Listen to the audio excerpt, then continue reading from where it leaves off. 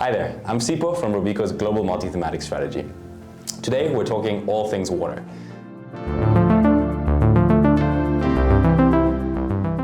So water demand already vastly outstrips water supply, and that gap is only expected to widen, driven by population growth, higher per capita water consumption, and of course climate change.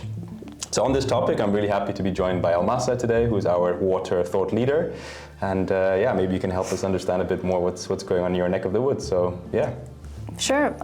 There are several ways we could actually tackle the water topic, but maybe we should start big picture and look at water infrastructure first.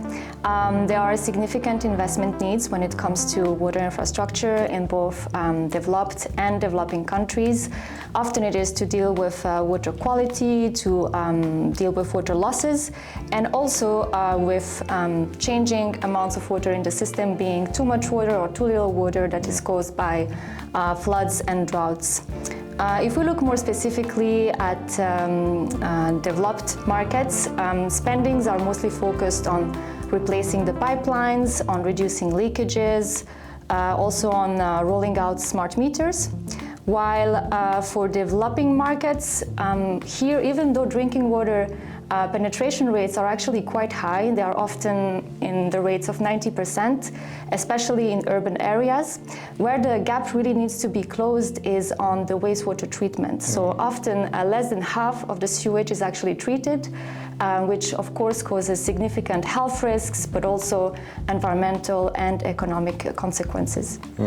Super fascinating stuff. I think on the topic of developed versus developing markets, I think a data point that always kind of shocks me is that in developing countries, 80% of water demand is from agricultural uses, whereas in developed markets, 50% of water demand comes from industrial applications. So maybe you could touch a little bit on the main sort of culprits on the industrial side?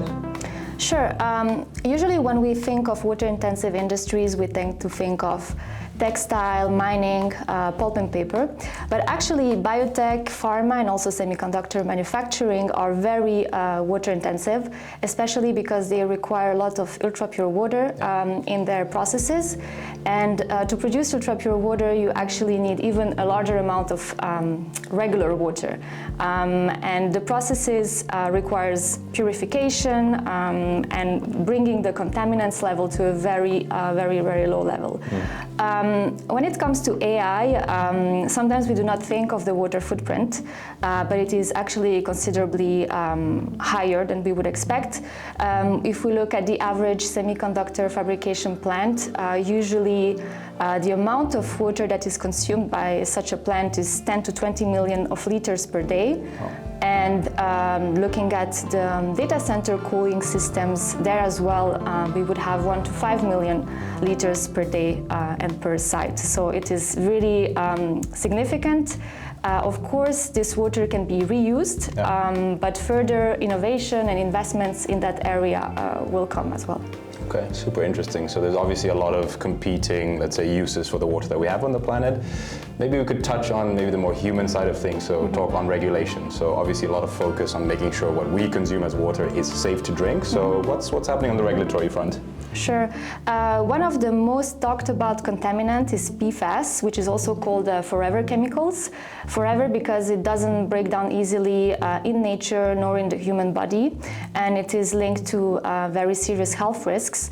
In Europe, we have tightening limits when it comes to PFAS, and in the US, at the moment, it's a bit delayed because of the new administration, but the topic is still relevant, and we will see, of course, growing demand for testing equipment, but also for removal technologies going forward. One challenge is dealing with what is the residual. So basically removing the PFAS from the waters is not that complicated, but then we are left with a contaminant that needs to be disposed of in a safe way, and that is more challenging, and there is still innovation coming in the space.